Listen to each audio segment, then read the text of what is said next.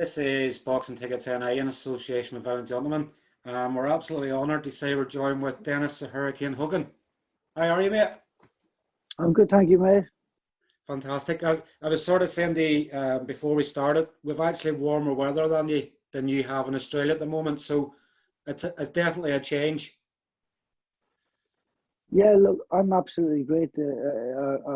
I'm so happy to see you guys getting that after all the lockdowns and everything else that's happened there. But so you know, it's great that you guys are getting that bit of good weather. But we're getting Irish weather over here. It's freezing over here. You know, even in the summer or even in the winter, you know, you don't usually get around in hoodies that much.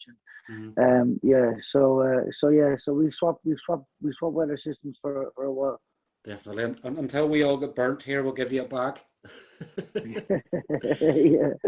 Yeah. Obviously, at the moment, you were supposed to be coming back in a ring return, but you've obviously just done an operation there. You just had an operation on your meniscus. What sort of was it wear and tear sort of led you having to get it? Was there an injury in training, or what sort of caused you to have the injury? Yeah, look, I mean, I had the left knee done last year, and so you know, and that actually came out of nowhere. I love my running and everything else, so that kind of came out of nowhere. But in the last year, the right knee had gotten quite sore, and I started running 10Ks again and getting myself right back up to good fitness there for this camp that was meant to be. I was meant to be fighting next weekend. So I just said, you know what, screw the pain in the right knee. I'm just going to run on it, and I'm going to maintain it as best I could, because I wasn't doing that amount of Ks for the zoo fight. So I said, if I want to get back to my best, I need to be doing that running. So it was pulling up. It was getting very sore through some of the runs, but I just kept going on it until eventually in a spar, it popped. It snapped and popped, and so that was the end of that. So, but you know, I got the surgery done. It's held up very, very well.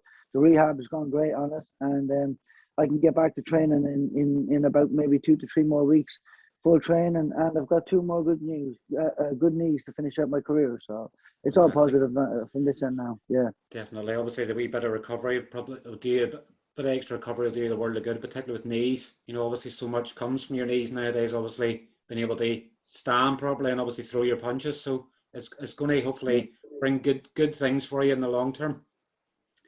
Yeah, that's exactly it. Obviously, getting orthotics, I got them fitted there yesterday, so that's exciting to know that they'll straighten up my leg a little bit more, and it'll help it, because as you said, you know, you've got running, you've got your boxing, and you've got your weightlifting, and you've got everything else in between, you know, and your day-to-day stuff.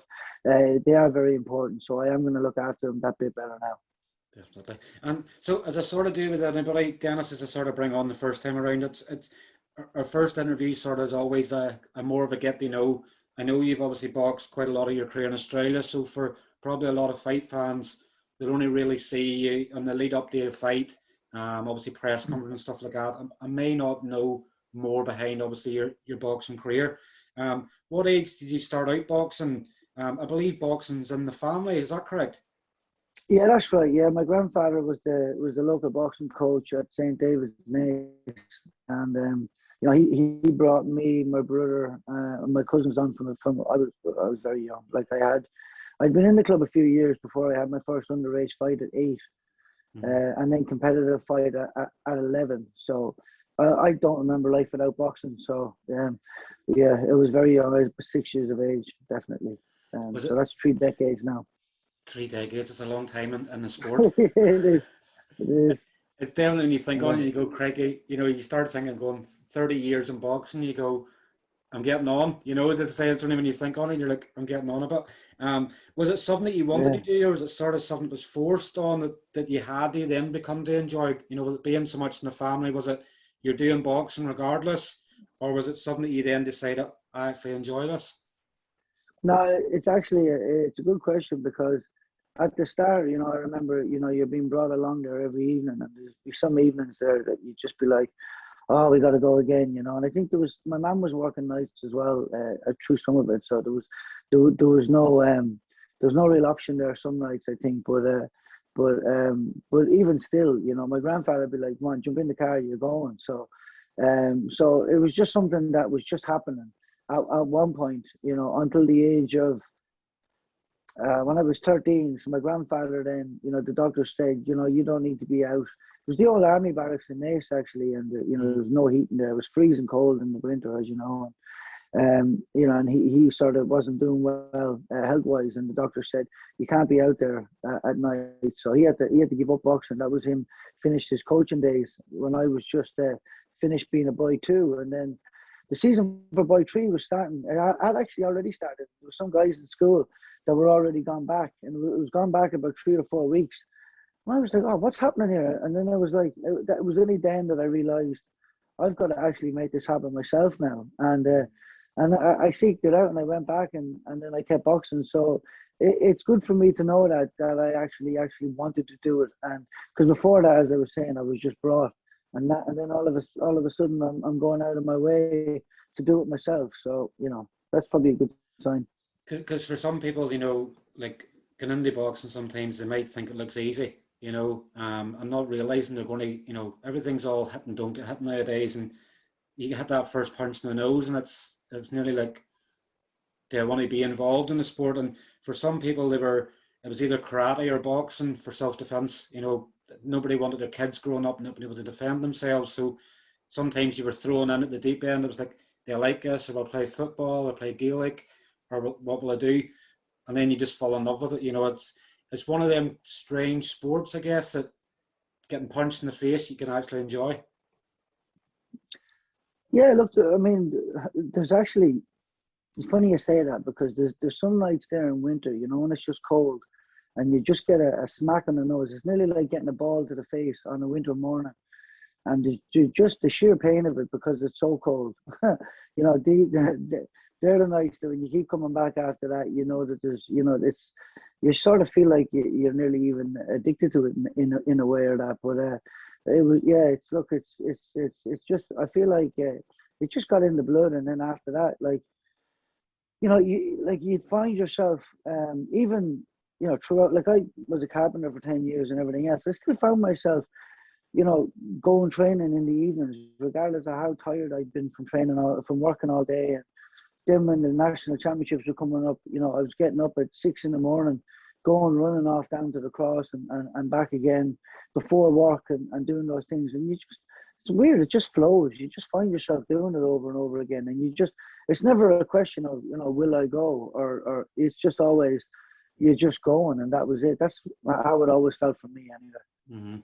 Mm-hmm. And like when I look on box rec, obviously everybody uses box recs now for looking at people's careers. Obviously your amateur career sort of hasn't really, I don't think obviously your amateur career shows the fight you've had. Talk to us about, because for anybody, unless they really know who you are, what sort of amateur career you had. Like I was actually speaking with D. Walsh, obviously up here. That was, I think you and him were at a stage potentially scheduled to fight in the pros. But I think he was actually telling me that you'd actually beat a really fantastic amateur. I think it was a Russian. I think it was like Russian #1 or something like that. I think he was saying. Which things I didn't even know. I think. No, sorry, Ukrainian. I think that was my last fight as an amateur. I did fight a Russian on the elite team. It was my first call up for an elite Irish team, and that was the Russian military.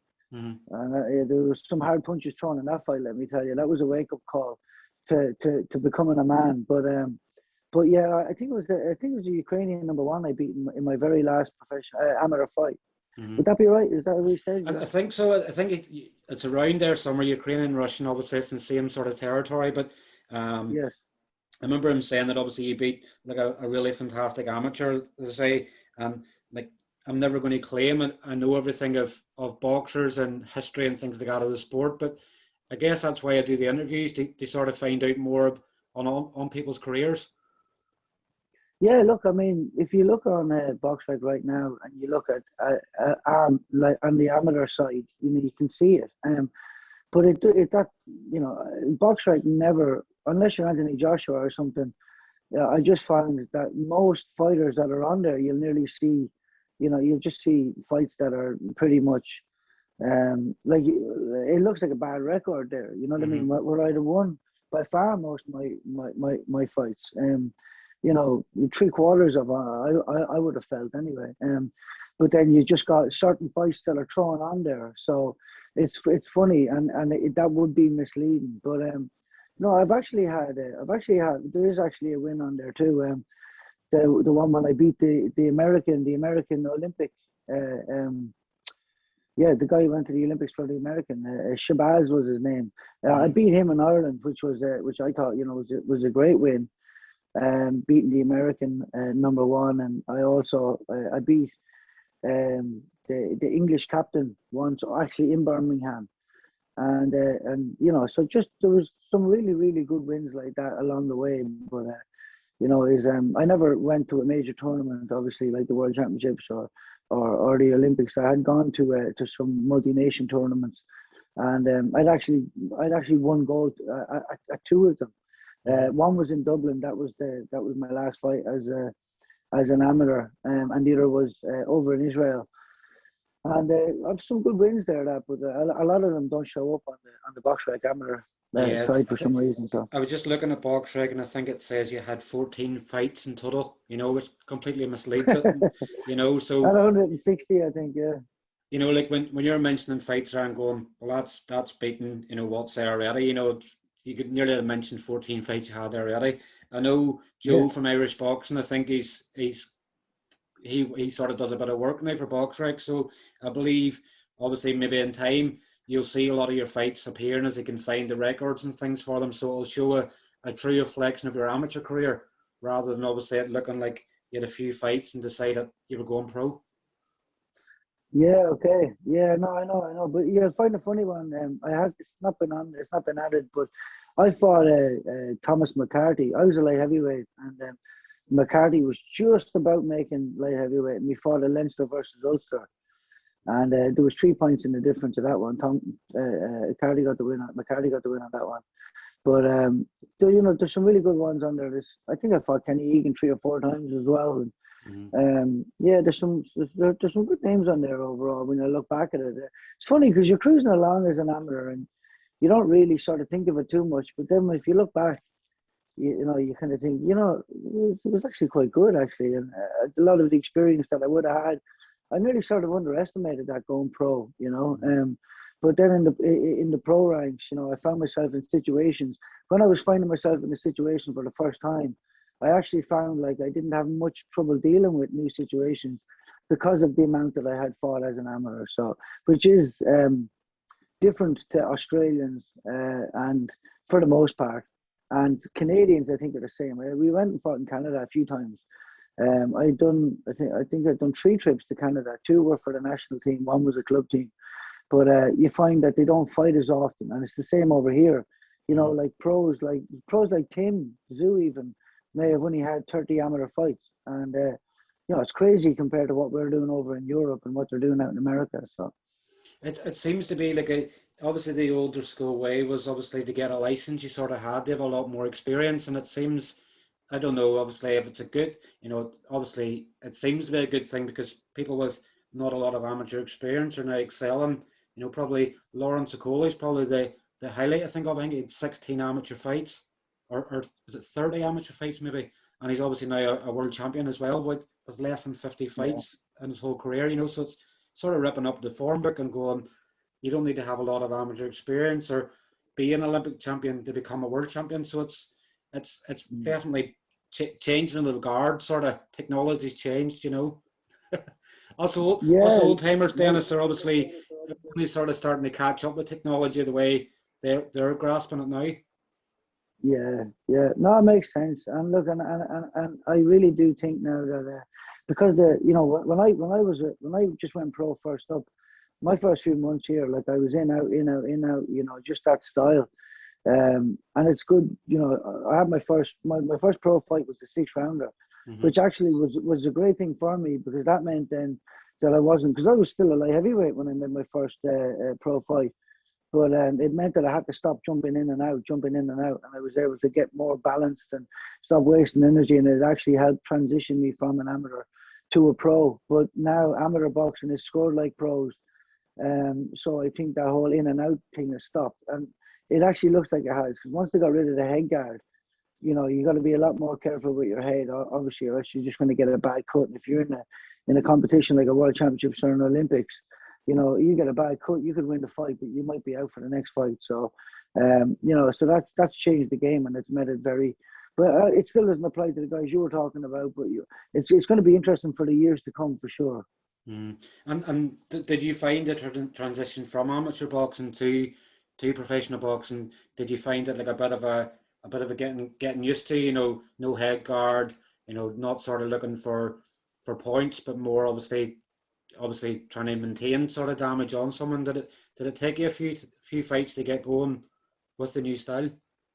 Yeah, look. To be honest, it was a different one, and look, I don't think I fully sort of transitioned even mentally for a few years. To be honest, it did take that amount, but I just had that lot of experience that I was able to go. It's like, because the funny thing about when I was a light heavyweight, it's obviously now fighting at 70 kilos, it shows I should never have really been a light heavyweight. But I used to love my weights, and obviously, I was working too as a carpenter, so lugging heavy timber all day and doing all that, and then obviously eating well because you're burning a lot of calories, but in work, and then you'd have to go training afterwards. But anyway, when I went pro, it was just, and I started to lose weight. I started to find that I could box a little bit different, because as an amateur, it was more jab, 1, 2, 1, 2, 3. It was never really big long combinations for me, because I couldn't sustain those long combinations because I was a light heavyweight. But then as a pro, the more you're breaking somebody down, the more you really want to be staying in there, landing more shots to try and get them out of there. And that is ideally the case. Obviously there's a lot more things to that, but that's, just giving it to it at its bare minimum. And it took me a while to start having that mindset to be able to land shots and sort of slow them down and catch them, and then try to stay in that a little bit longer and land longer combinations and stuff, Mm. And like, whenever, obviously I know did you move out to Australia? But it must be just over 10 years now. I think you decided to move out to Australia. You obviously hadn't went pro at that stage, but I think you'd initially went to decide, I'm going to Australia for a year and see how it is, and then all of a sudden you just became a pro boxer out there. Was it sort of something that you'd thought of turning pro out in Australia, or what happened? Yeah, look, well, here's exactly how it panned out.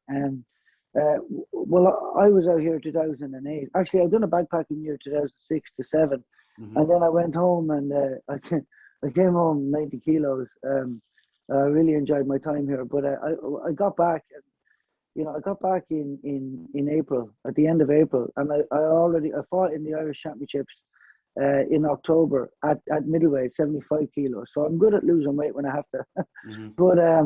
But the next year after, we came back out to Australia on an Irish team. We fought once in Brisbane, twice in Sydney. And I met a promoter here. His name is Steve Deller. And he said, if you ever want to come back out and have a pro fight, he said, no problem. Let me know. But so anyway, I went back and I kept working and doing my thing till I decided, actually, in 2010 that I wanted to go professional. I wanted to sort of give away the carpentry for a while and go professional. Which I decided to do. Now, I had spoke to some guys in the gym back in Grange Con, and they said that they knew a guy over in Boston who ran a pub who would have me over there, and I could start my pro career out there. And then I did. But then I also remembered of Steve saying that out here that you could come out and have a fight straight away. So I got on to Steve, and Steve said, if you come out here, you'll have a fight within 2 or 3 months. And so when I eventually went to do it, what it looked like was, I left Ireland the 1st of January 2011, and Steve said, if you come out here in January, you'll have a fight for St. Patrick's Day, and so pretty much that's how it rolled. I said I'd come out here, do a year, and then probably head back towards Boston or something like that, closer to Ireland too, and all of that. But when I got out here, I actually just loved it, and obviously, I got sponsors, and I had met Paul and Danny, and I was things just grew, and I was getting opportunity on Fox Sports, and actually Ireland I just didn't see the opportunity happening back there. There was no fights happening, there was nothing really happening over there, and I just grew roots here, and I just really liked it. So that was the story of me coming out here, and I'm still living here now. It's sort of one of them things sometimes that, I guess so many people see the warmer weather and things like that in Australia and New Zealand and stuff and even America, and they go, I'll go for better opportunities, and you go, I'll go for a year and see how it happens, and then you're going, I must have lost the ticket to come home. You just decided to stay. Yeah. You know what I say? It's just funny how life sort of pans out. Like where you mentioned, obviously, where you were turning pro, obviously around the same time. Well, I think Carl Frampton was probably pro about a year or so, but I guess probably in hindsight, if you'd have looked at it and went, if you knew the career Carl Frampton was going to have, it'd have been a good person to latch on to and sort of coming along at the same time. But you age different paths in life, and you've made your own career in Australia, and it's you know like you've obviously been able to achieve obviously your dreams of what you wanted to be in a professional boxer. Yeah, well, look, I mean, one of the obviously the key factors to me being able to stay here was like I knew that I'd have to have fights in America. Like I won the NABA USA title in 2015, Mm-hmm. and I defended it, and I was fighting on CBS Sports Network out there. I had a pro debut the year before, which was just a fight in New York. And then all of a sudden, boom! I was fighting main event on CBS Sports Network. So that was great for me, that went well. And then I fought in Europe, I fought in Germany for that WBA title. And then I decided, what, like, I'm training in Australia and then I'm going to America. So what I said was, I got a Cuban coach to be able to go over, have camps there, and then fight there. And that happened for one fight. And then I started getting fights back in Australia. And it was weird then, because now I was leaving Australia to go to America, have camps, to come back to Australia and fight. It was just all this flying again for. So then I was like, right. So I just pause everything. But at that time, when I finished doing that in 2016, I had a world ranking of 4. I was ranked 4th in the WBO. So then I was just like, right, if I'm going to be fighting in Australia, I'm going to be training back in Australia again. And so that's when obviously I got with Glenn Rushton in Jeff Horn's camp and Big Joe Goodall and that, and DDP started up, and we started doing shows in Australia. And and so that rolled out really well. And then obviously I had the fight in Mexico, and then the fight with Charlo. And then I found myself again training in Australia to traipse over to America, and again abroad. So that's why I sort of linked up with Wayne McCullough. I was saying, right, I said, right, well, I'm going to need, if I'm having big fights, and again, I'm at the business end of my career now, so it's better money in that. So it is worth it for me to travel for those bigger fights and more opportunity in that. So then I said, right, well, I'm going to want a base in America, and that's when I linked up with Wayne McCullough. And obviously, I've had that fight with him, and because of the pandemic, Wayne couldn't make it over. But I am planning to get back over there again for full camps and fights in America again. So. Yeah, definitely. And like when I obviously doing a bit of research and things online, like I've actually found it fascinating. Obviously, with you moving to Australia, not being from there, obviously it's hard to create a fan base and things like that. You actually went door to door selling your tickets and obviously introducing yourself to people. How did that idea come about from? I think it's fascinating. Yeah, look, what it was, you just to get on a show, if you're a good seller, you'll always get there. Like that little saying that they all say, if you can put bums on seats, and so that just resonated with me at the very, very start. And I was actually very naive at the start, and sometimes that can actually work in your favor. That I just thought, because I'd been here, backpacking and working and stuff, and because I seen there's a huge Irish community, and I just thought all that needed to be was tapped into. Because when someone meets me, like just say when I was backpacking here, and people straight up, oh, you're a boxer, like they're very interested, especially if you're Irish. Mm. And I just got this impression that if I was here on a fight card, that those same people that showed a lot of interest, at lunchtime, or people you bump into that ask you questions about fighting would show up. And even for my first pro fight, like I drove down the Gold Coast, because I'd worked on the Gold Coast as well. There's a big Irish community down there. I drove down there and put up posters all over the Irish pubs and all of that. I don't think I got one call from anyone from the Gold Coast, but I had high hopes of doing it, and just because of that sort of just that mindset, I was just prepared to just do whatever it took. Like over here, there's a community of Gaelic football and that out in these grounds, and I'd just show up there at the Irish like at these Irish festivals and all of that, and I get around and just talk to people and everything like that, and it just sort of it did start to build. When you said it was hard, but doing what I was doing, it wasn't hard. I was told at the very start, if you sell 30 tickets, we'll be able to get you on for this amount of rounds and this opponent and this purse. And so I sort of knew what my objective was, and then I started to sell tables, and I started to get 10% commission of what I sold. And when I had my first fight on Fox Sports, Paul was with me, and we went hard, and Paul really took over the social media for that fight and pumped it. And Paul obviously been sales and advertising. But between us going out and selling T-shirts with Danny Dimas and Paul and on St. Patrick's Day and meeting everybody, and Paul pumping it on Facebook and everything else, we sold and we packed that place. The atmosphere that night, you can still go back online if you look at Dennis Hogan versus Nathan Carroll, the Queensland title, and the atmosphere that night, I had never heard it over here, and I don't know if I've heard it since. It was just crazy that night. And I made more money on commission than I did on a purse. So it's for a lot of people, obviously in the UK and things, a lot of fighters will still fight, and obviously the money they'll get, the commission, they might not get a purse, but I think sometimes, and the reason I sort of wanted to bring that question up was, it's so hard sometimes for boxers to make it in a sport when it's on a commission base only. Obviously, things like what you've had to do in Australia, they obviously sell tickets, might hit home to some people that sometimes they have to push themselves to the limits if they want to make what they want to do in the sport, because your talent alone can't get you there.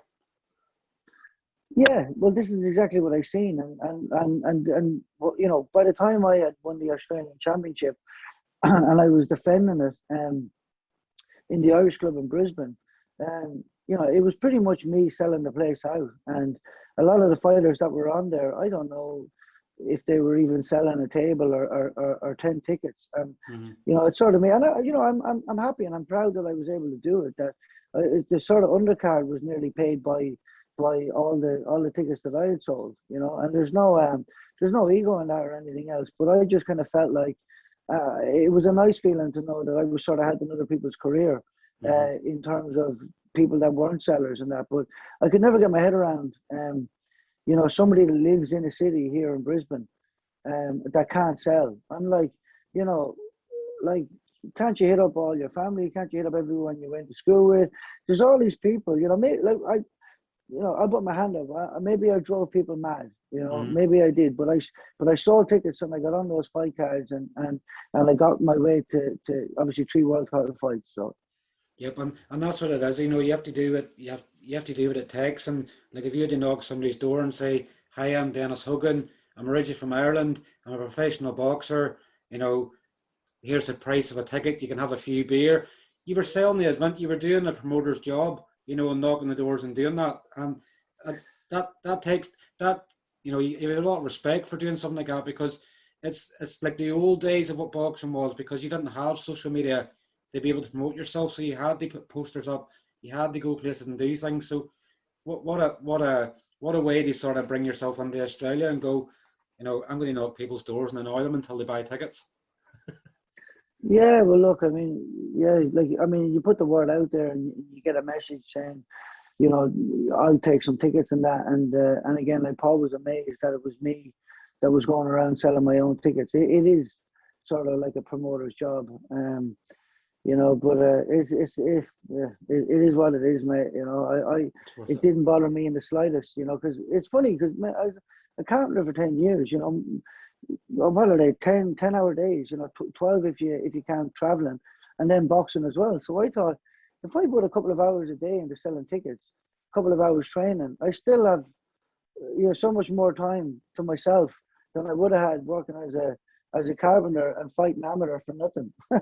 So It made sense to me. Maybe I'm lucky. I did it the hard way and I had to grind. Because I certainly appreciate what I had then and what I have now. So Definitely, everything that's came to you has come from your own hard work, and if that's what it takes to get to the top, then why are other people not doing it? Why are they not knocking doors, going, "Do you like boxing?" Tickets are €20 or $20, whatever. Come on, have a good night out. Beer's cheap, crack's good. What more could you want? well, what more do you want? And and I definitely will say that I could throw a random post out there on Facebook. Okay, my next fight is here. Might be fighting here again for the rest of the year. There'll be interest and we'll be selling.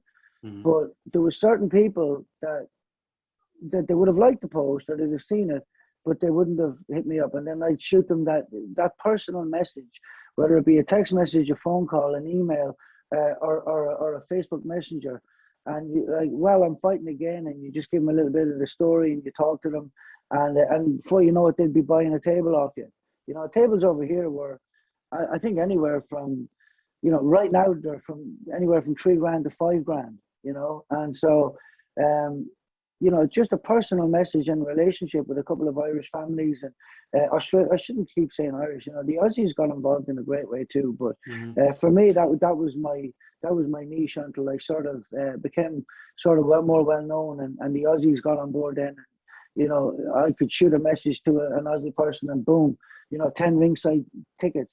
But you wouldn't have got it if you just threw out a generic post. Hmm. So just that relationship with people made a massive difference. It definitely does, and I say it's probably more boxers nearly seem to look at that as well. Um, like when I look at your career, like obviously when you look at your career, obviously you look at your defeats and you see it's at a very top level. Um, but like I think was it your first 21 fights, you're unbeaten, so 20 wins, one draw. Um, obviously where it take you time to transition into pro boxing. I'm sure obviously over the 4 odd years you're undefeated and building up the wins. Your confidence must have been sky high where you were like, I'm on top of the world. You know, so many people obviously dream of this Floyd Mayweather mantle sort of nowadays and finishing their career unbeaten. Whenever your first defeat came to Jack Colney in Germany, was there sort of much, did you lose much confidence? Did you have to readjust much from the defeat and go, right, I'm not going to finish my career unbeaten. Here's what mistakes I've made. How did you restore yourself from that? Well, I'll start that by saying it took me 10 years to win the Irish title in Ireland. Like I Mhm. beaten Irish champions in tournaments and stuff before I actually won an Irish title. And every year that I didn't win it, I just got straight back up on the horse again. So that's just my mindset. Mhm. And it was probably built up from that. So again, a lot of blessings in that. It's that's just the way that I am now. When I went to fight Jack, funny that you say the transition from amateur to pro, because when I got into fight Jack, I found that he would sort of stand off you and then kind of come in with a sort of like an amateur sort of a style himself actually. Mhm. So he was an amateur world champion also as a pro world champion. So it was funny that his sort of amateur sort of flurries. He'd do nothing for, 3/4 of the round, and he'd jump in with a flurry, and everyone would scream, and he'd sort of, you knew that he was getting the rounds because of the crowd and everything else. But it was just that. But I do remember coming back from Hamburg, being in Ireland. The team left for Australia after one day, and I remember going to bed one night, and then I remember waking up the next day, and I remember I just couldn't believe that I'd lost because I bought into that whole undefeated record stuff, Mhm. and I think I went through a bit of an ego death that day, lying in bed. I just was going, oh, I wanted to snap out of this bad dream. I had this mantra in my head, undefeated, unified champion of the world, and now, this can't happen anymore. And so it was heartbreaking. But again, like I said, like all those many years in the amateurs, it just made me go harder. I did. It was actually after that fight that I said, I can't be training in Australia anymore and then going to America or going to Europe to fight. I now need to train in America. And that's after that is when I hooked up with the Cuban coach over in Miami. and that started everything else for me. And sort of finishing it up, I had 3 good fights with him, and we finished on good terms. But we finished because at that point I was coming back to fight in Australia again, So it's funny how it's been circumstance. For most of the decisions in my life have actually just been true circumstance, and for what way things were going to roll out and what was going to be best. So. And obviously from that defeat, then you obviously did repair yourself. You had 6 straight wins. You're probably more bouts than probably Wrangler. At a stage, obviously the bouts were coming in rightly. WBO Oriental, Intercontinental, and IBF Pan Pacific. And obviously then becoming a training partner for Jeff Horn. And I think actually the training camp he's around, I think it was like a big mansion. Was that correct? It was like where he's trained, it was like a big mansion. So you definitely felt you're on top of the world. Yeah, look, Glenn's place. I think it's borderline mansion. Beautiful home that when you pull up, pulling up in your car there, and you sort of look up there, regardless of how you feel, there was some hard days training in that place. But every day you show up, and if you're showing up tired, you just look at the house and the fountain that's at the front and everything else, and you're just like, if I keep training, I can have something like this. And and it was motivating. And me and Glenn got on like a house on fire. We got on very well. And his style and the way he did things, it's definitely not orthodox, but it actually worked for me because I'm very, obviously boxing in Europe for all that length of time and everything else that I'd been doing. His other way of doing things marinated nicely with the rest of my sort of fundamentals and everything else, and I was able to bring something extra to the ring, which I think shocked a lot of people. Certainly shocked Munguia, and I just felt like it was funny because I felt like with Glenn, I had that fight against Tanaka, which was world number 6, and I'm sure you probably want to talk about these opponents, but I felt like with that extra bit of Glenn that Glenn had, I felt like I had the element of surprise again. People that they were going to fight me, they were going to look back at Jack Colquet's fight, and they're going to see how he beat me.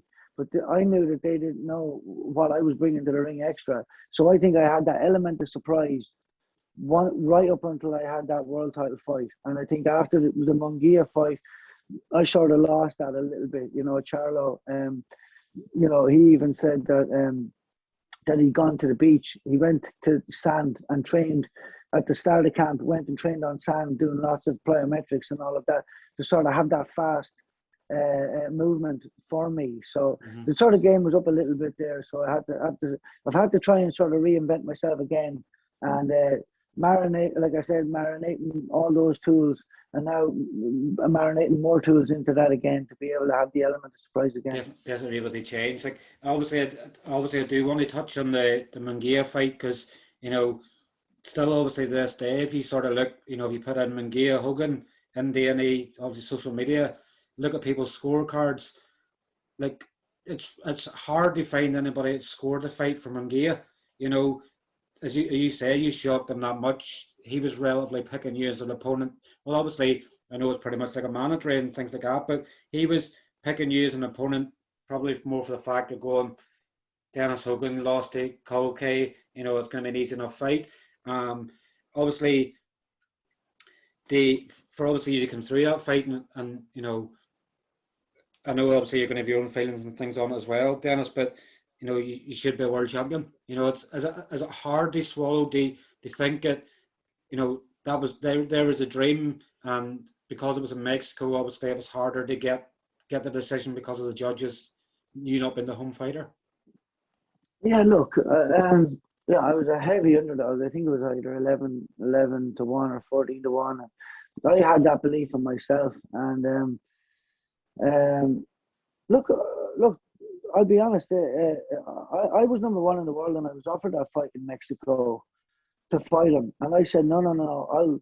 I'll fight on again. I'll get mandatory because I'm not fighting him in Mexico. I'll fight him in America. So what they did was they went off and they had another fight in America, and then at the WBO convention they made me mandatory. But so we said, okay, let's go, and they're like, no, we're fighting this guy first, and then they got 2 fights in. before me, right? Which is no say on me, right? Mm-hmm. So we had no say in that matter.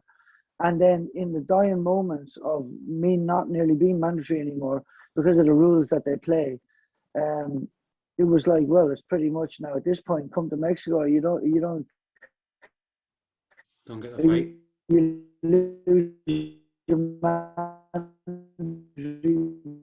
position and you go out of the top 10 of Mexico. And I don't know about Munguia or any Oscar or any of those guys, but his coach certainly knew that I was going to bring something different because I spoke to him in the hotel. And every time he seen me, he'd come up and he'd give me a big hug and all. And I just think I just had a feeling that he knew that I was sort of all wrong for Munguia. I think he knew that.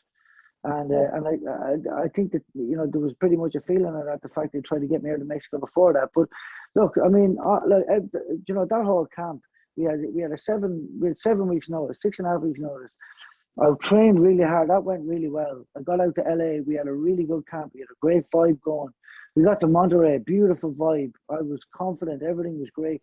And the fight itself was a great fight. Everything except at the very end, they said "and still" instead of "and new," right? And so, in my mind, I don't really have many hang-ups about it because I felt like I did everything that I could, and in my heart, I feel like I know I won a world title fight.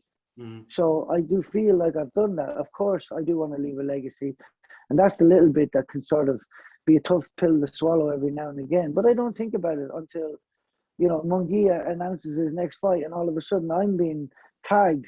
That Irish boy schooled you, and Hogan beat you. You need to fight him again, and blah blah blah blah blah. And it's only then sometimes that it makes me feel a little bit sad because that's not the way boxing should be. I love this sport. I've been in it my whole life, and it shouldn't be like that.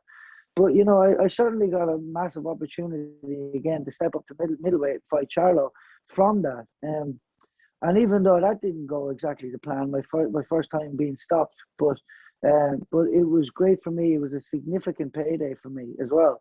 So that sort of was a game changer for me. And all my hard work that I put into boxing. Now the Munguia fight was good money too, but this was better. Mm-hmm. And obviously, again, if I had won that fight, it was double that one again. So, the opportunity that was there was, who would pass it up, So it's led to some great things. And again, it's like Freddie Roach said, the first thing to go on a fighter is his legs. So my legs aren't gone. I still have great movement when I'm back running and doing everything well. It didn't show in the Tim fight, but we had our own obstacles in that fight, and it just didn't go to plan. But right now, my legs are right up to the injury. My legs are shown to be great, flying around the ring, great movement, great boxing IQ, and I feel like I can get back there again anyway. Yeah, definitely. And it's that confidence, and it's that positivity that you still have, more than 10 years now as a pro boxer and everything else, and you still have that confidence and belief and everything else. It's refreshing to see because, anybody that's, somebody may maybe say more of a casual fan and they see you've 3 defeats in a row, they go, people obviously have probably been online and stuff already going after the Tim fight, is at the end of Dennis. Your mentality and your positivity and everything else you're going, you know that there's still life. As they say, life in the old dog. Yeah. You're not old because I'm older than you, but there's still life in you yet, and you believe you still got what it takes. And if you can have a bad decision against you, you can have a good decision. And it's as long as you still feel 100%, that's all that matters. Yeah, that's what it is. I mean, if I look back, you've got Munguia there, which doesn't feel like a loss. I stepped up to fight Charlo, who is the #1 middleweight in the world right now, right? So that was what it was, and we were both wearing the MX gloves too. So that really it was a loss, but I stepped up, didn't I? I dared to be great in that one, and the Tim one though is something that I do feel a little bit. It's like obviously I broke my nose in camp and I missed 3 weeks of sparring. I wasn't able to run. My knee was playing up, and so I missed out on a lot of that. But there's so I'm a little bit. If I'd have lost to Tim at my very best, I might have thought, right, maybe there's a new generation coming through here, and it is what it is. Look. I mean, Tim is a great fighter. He'll be world champion, but I just want to have, Tim aside, I just want to have a great camp again, like I had for Munguia. Like I had for a few of those other previous fights. and go back out and then and have a good fight. And I know that there's some great wins in there for me, even against even for a world championship. So I want to do that. I want to see it, and I'm optimistic about it. Would you use Nonito Donaire as obviously a good example? Obviously, him at 38 still winning world titles. To give you that belief more, the fact that if Nonito Donaire, obviously a long time in boxing, can still do it at that age, that anybody can do it. Look, I've seen that, and yeah, of course, that is true. But what it gives me even more motivation in that regard is Sam Solomon, the Aussie fighter who went over and beat Felix Sturm twice, but he won the world championship on his second time. He was he had 11 losses and was 40. It was 40 at the time. So if you have 11 losses and you're 40 and you're winning a world championship, I'm 36. I've had 4 losses to the best, 3 world title fights and a world number 1, and I know that my 3 real losses weren't at my best. So there's nothing stopping me, mate. There's nothing stopping anybody, I believe. Yep. If you really just narrow down, I can, from 1 second to the next, you can choose who you are and what you're going to do. And I've seen what it takes for me to perform at my very best, and I know what to do to do that. And now it's just about executing, So it just takes some world champion or some promoter to think that you're over the hill and they have a name and a record for you to show up and show them different, and that's all it takes. You nearly want to perform bad in a fight, but win, for them to then go, let's take Dennis. Dennis will be easy, and then you throw it on them, and obviously get the world title. Then that's a good ploy to have, I guess. Obviously not to say on camera though. No. But look, I mean, one of my biggest benefits is the fact that I've got I think it's a 30% knockout rate, which is low in terms of pro boxing. And I think that will, on top of my resume and the fact that I know I can still beat world rated opponents, I think I can get back into a position and not even to mandatory. I think that I could be picked, out of the top 15 or top 10 for a world championship fight. As a promoter would look at me and say, right, well, he's 36, he's getting on, he's had a few losses, and he's not a big puncher. I think I'm the prime suspect out of a top 15. If somebody's got a voluntary title defense, I think I'm probably the number 1 person to be. And the fact that I travel as well, they think this guy is often traveling around the world as well. So everything on top of that, I think that I'm going to get a world championship fight again. I did see Rigondeaux. Rigondeaux fought a guy, defended his world championship against a guy who had 6 losses. Whenever he has a loss, he goes off and fights fighters with massive losing records. Has 1 or 2, 3 of those, gets back in for a world championship fight again with somebody else and comes back and does that. So, that's not the way I want to be. I don't want to be somebody who just loses and then else. I've got massive aspirations and goals and belief in myself, as you know. But anything is possible in this game, and I like to look on the bright side of life. And I'll be back in there for a world championship again, I believe. Fantastic, as Arnie says. Obviously, how did the link up with Wayne McCullough come about? Obviously an Irish boxing legend that it is, but obviously him living out in Australia. How did that come about? Obviously, when you split with Glenn and obviously teamed up with Wayne, how did it come about? Were you really good friends and things beforehand? Was it obviously Paul and DDP that sort of set it up? How did it all? No. Look, it was. Look, I had the pandemic was just kicking in, so I had that surgery on my knee, and I had a bit of time to think at the start with the surgery just before the pandemic, and I just thought, you know what, I'm going to do this right this time. If I'm fighting next contracted to, I'm just going to go to America. So I had a chat with Glenn, and we shook hands. We're on great terms, which is how I really want to leave a relationship. And then I was a couple of months there. That happened in March, but I think it was May or June before me and Wayne started to talk. But it was through Alric, which is Enswell podcast. We catch up now and again, and he has me on, and he actually chats to Wayne quite often. And he was talking about Wayne, and he told me something, because at the time I actually had been talking to Roy Jones Jr. and he had told me some stuff, but it was funny because I just didn't get a vibe. Pensacola, I was thinking that's that's what's the name of that state that Miami is in? It is Miami, is it? The state, yeah. But I Miami, love Florida, is it? Florida. That's the one. Florida. Very, very humid there, and I just did not know if I wanted to go doing that again with the crazy humidity. So I was sort of off put by that, but I was liking what I was hearing from Roy. And I thought that would have been a lot of fun. So, but anyway, I pulled back from that again and did a bit more thinking. And I was chatting to obviously Al about, and he was telling me some stories about Wayne, and he told me that Eddie Futch had wrote a letter, and in the letter it said that out of all the fighters he's had, and he's had some great fighters, that if any of his fighters were going to train a world champion, it was going to be Wayne McCullough. Mm-hmm. And just that lit me up because I'm all about, I write my goals on a piece of, I've got my goals here written down, and I go over them always, and I write new ones, and all that kind of stuff. And I'm all about putting your goals on paper and executing it. And the fact that he has that on paper, that he's going to train a world champion, I like the idea that, that could be me. Mm-hmm. And I said, here, put us in touch, give me his number. And I did. And I chatted to Wayne a couple of times, and I said, right, let's do this. Let's link up when we can. Obviously, we're in the middle of a pandemic, so we didn't know when that was going to be. But we got the fight over the line for Julian Williams, and I got over there 9 weeks prior to the fight date, and I had a seven weeks of a great training camp up until Julian Williams got COVID. So but anyway, it wasn't a waste of a camp. I learned a lot in that camp, and I knew that I got the feel of the place. I like Vegas, and I'm looking forward to getting back to Wayne whenever I can.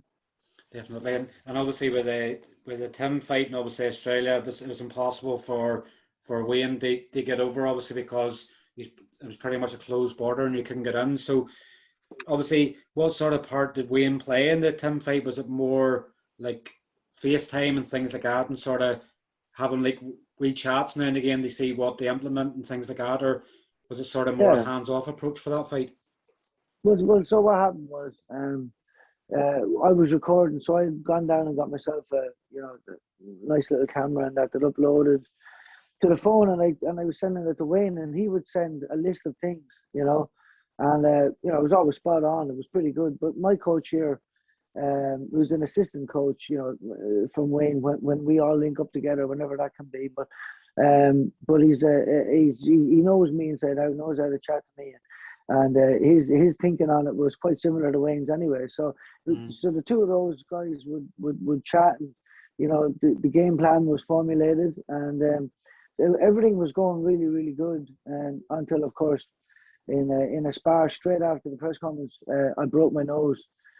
Pretty badly, like it was actually pointing nearly towards my ear. So we went to the hospital anyway, and we found out it was badly broken to the point where it's not actually touching. It's not like it's floating away from that side. So Wayne actually after a while I said it to Wayne, and Wayne said, Dennis, you need to be 100% if you're going to beat Tim Tszyu, and he didn't want me to take the fight. But he was right in that regard. Overall, that it did actually play on my head a little bit, and I'll eat a little bit of humble pie in that regard. But I still went on with the fight anyway because I did think I could beat him anyway, and I also thought that my nose is in such a bad way, and it still is, as you can see it. Yeah, it's in such a bad way that I feel like I was sort of told that anything can sort of any punch can kind of break it now. So I sort of where I was getting a fight with a world number one straight away, I thought, I can't pass this up. I felt like it was meant to be honest.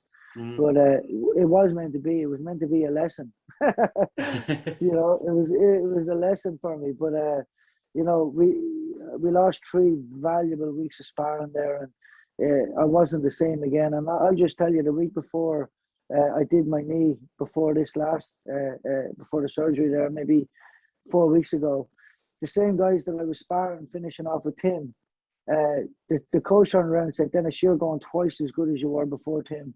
And I was in the early stage, like I was what, 4 or 5 weeks out from this fight that I was meant to have. So I was getting ready to ramp right up. So that's what happened there, and it's unfortunate. But I listen in future. Never again will I let an injury I shouldn't fight on when I've got an injury. You know what I mean? Pull back, and you don't need any more losses for if you don't have to have them. So yeah. Just goes to show at 36, you still things to learn. Every day is a school day, as they say. Yeah. Yeah. How did the link up with Paul Keegan and DDP come about? Obviously, I want to thank Paul as well, obviously, on the interview, because it was Paul that obviously put us in touch. Not that Dennis you're hard to get a hold of, because you've responded to the Instagram stuff and with us before, but Paul obviously set it up. But how did Paul and DDP come into your career, and how's it helped? Well, it started off when Paul talks about me, going office to office and stuff like that with tickets. If someone hit me up for tickets, I'd be there. And I had a message about an inquiry about tickets, and I just said, "Where are you?" And it was I think 16 Milton Road, Milton. So I said, "Okay, tomorrow." So I jumped in the car and off I went. And then I went and met Paul for the first time. He was sitting there with Danny Dimas, and it was funny because I was only there for a certain amount of months or whatever at that point. But my accent back then was pretty crazy. I used to speak very fast and hard to understand. And Danny, being an Aussie, couldn't understand a word I said. Paul had to sort of interpret it for me when I left. But that was when I met the boys. That was I was 3 or 4 fights deep at that point. And but I had 11 fights in my first 9 months as a pro, so it was early doors, and that's how I got to meet the boys. And the boys come on board as sponsors but friends, and it was a good relationship.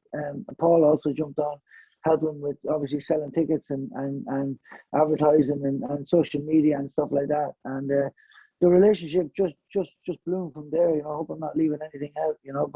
But as we got to know each other more and more, it was like it was just such a close team. As much as a coach would be to you, so were the boys. So it was like that, and it rolled up to the point where I spoke about the fact that I was in America with the Cuban coach, and then I was coming back to fight in Australia. I was very unhappy with the fact that was happening.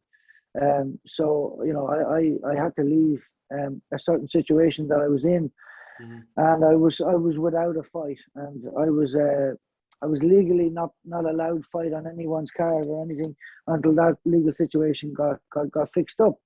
But I knew that I was in the better position of it, but because there was legal letters sent out to everybody, no promoter would have me on.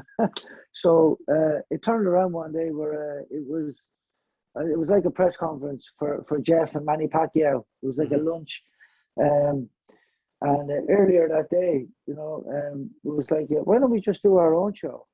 And that's how that came about. And Danny was like, yeah, let's do our own show. And Paul nearly freaked out. Paul goes, "Oh, guys, don't do this, don't," because Paul knew the amount that was going to have to go into it, and he knew how much he was going to have to do, and that freaked him out. And as it would, because as it turned out, there's more work went into what he actually taught. So it was.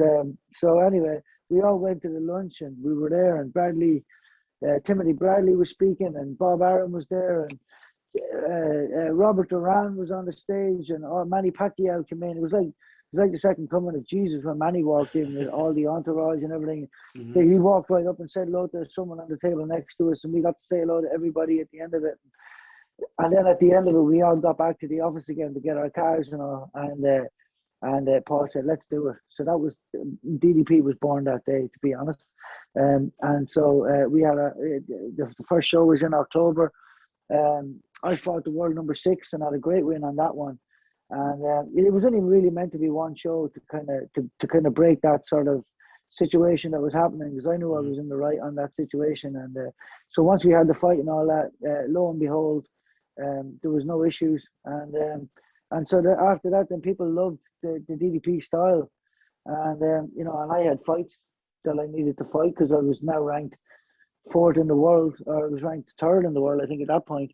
So it was like, right, well, we need to keep fighting, and people wanted DDP to keep going, and yeah, it just kept going. I had another two massive fight nights, and I had another couple of fight nights there as well that I didn't even fight on. There was other DDP fighters, and yeah, DDP took on other fighters as well, and I had other world ranked fighters, and I had two other world title fights actually as well with DD Hobbs. So yeah, look, it all happened so fast, and it was such a rush. It was such a great time, and yeah, look, it's yeah, it was just a great time of my life.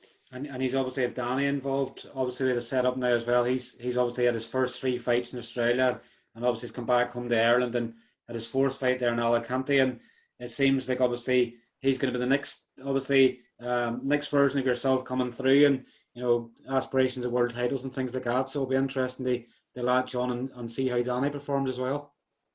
Yeah, Danny's a great fella. Look, DDP was invited to the fight night in the Star Casino for March, I think, 2018, and you know, we were there, and I seen Danny, and he caught my eye. I'll be honest, he caught my eye. Out of all the fighters that night, I thought, wow, he done very well there, and he got the guy out of there in good fashion. So you know, we didn't really have anything to do with Danny, but I did know, I just got a feeling that this guy was going to go well. And after talking to Danny then again afterwards, I knew he had that mindset. He was willing to do whatever it took, and you know, and he obviously left Australia when Australia was the best country to be in throughout the pandemic. Went back to Ireland, kept training there. And you know, and now he's already, you know, he's obviously had his fight in Spain and all that. And man, I think Danny can go all the way, and it's exciting to see it. And you know, it's exciting for me too, like to get behind it and to follow it. Because for me, it's always been about me and my career. I suppose Jeff Horn was the other person. I suppose that even though we were sparring partners, and I had a world championship fight before him, it was sort of great to follow his career, and it's going to be sort of the same with Danny Keaton too, I reckon. Yep, and as Danny's obviously 24th birthday today as well. He's probably making us feel older than we are. You know, you at 36, me at 39, and there's Danny and his 24th birthday today. I think I just put up a post to wish him happy birthday beforehand, but hopefully he's not drinking too much beer today. You know, I reckon he's gone for a run. I'd say he's gone for a run, yeah, to burn off to make calories for his birthday cake, yeah. It definitely is. Obviously, we wouldn't be doing an interview with if we weren't thinking of obviously a fight that could be made back home. Obviously, two of the old dogs of obviously the Irish boxing scene. I guess a fight that probably everybody wants to see with you and Spike. I think Paul had actually tweeted before, potentially, obviously, that initial talks had sort of went good, and obviously you getting the fight for the first time as a pro in Ireland at the 3 Arena. Is there a possibility we could get that fight still happening? I mean, there's a possibility of anything, I suppose, you know. And, you know, the whole thing, the funny thing about it was I had said that I wanted to make history with Spike, because I got on very well with Spike when I was down in Celtic Warrior Gym. We had great sparring, very competitive sparring before my fight in Germany. And I like Spike because, you know, on Twitter, you know, back in the day, you know, and I think, you know, he did whatever, and he had a lot of fun on there, and you know, press conferences and stuff. He put on a bit of an attitude with his opponents, and I seen how he was, especially with Eubank Jr.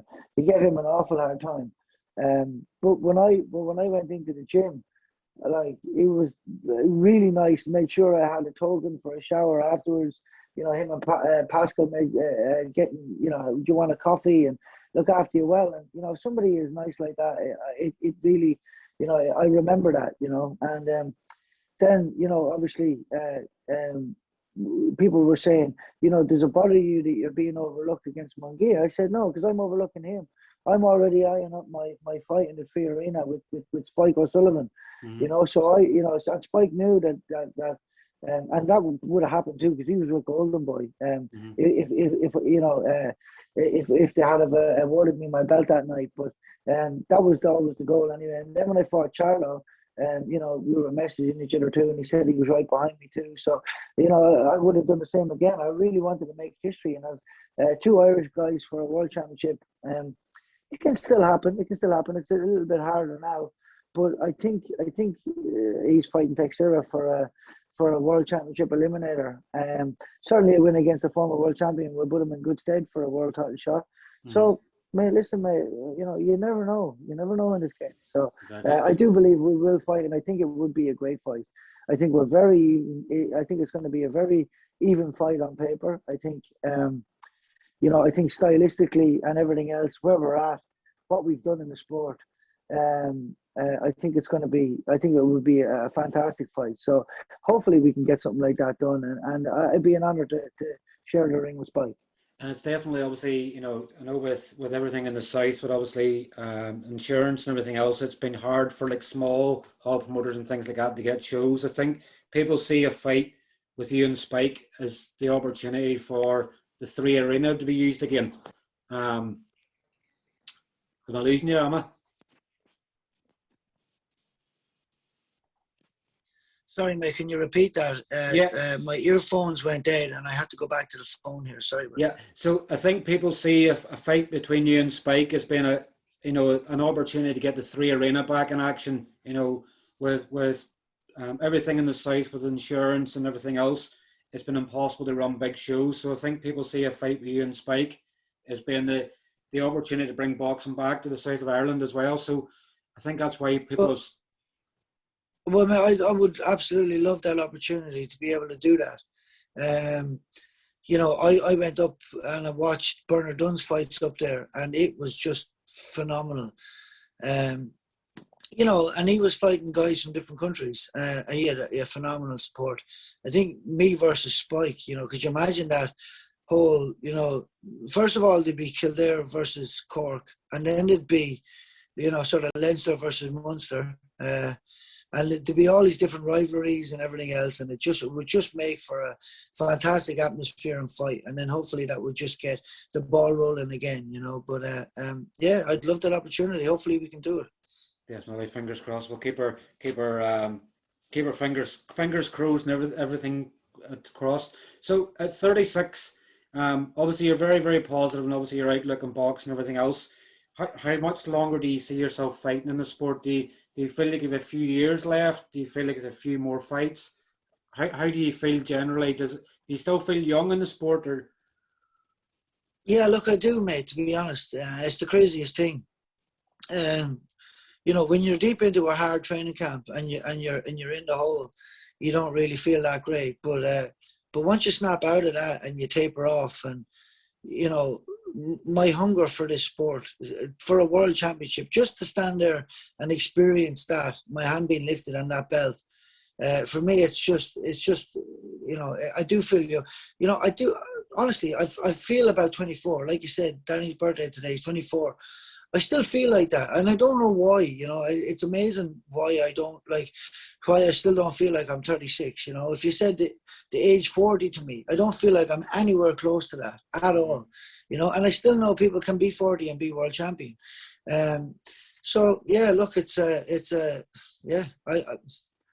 I'm loving it too. So I'll just say I have as many fights as it takes to be world champion, to be honest, and take a few more boxes. I have a few boxes there too, obviously fighting in the 3 Arena being one of them, and stuff like that. So a few boxes to tick. If, of course, I had a fight and I realised I wasn't myself anymore, and like say that Tim fight, for what it looked like.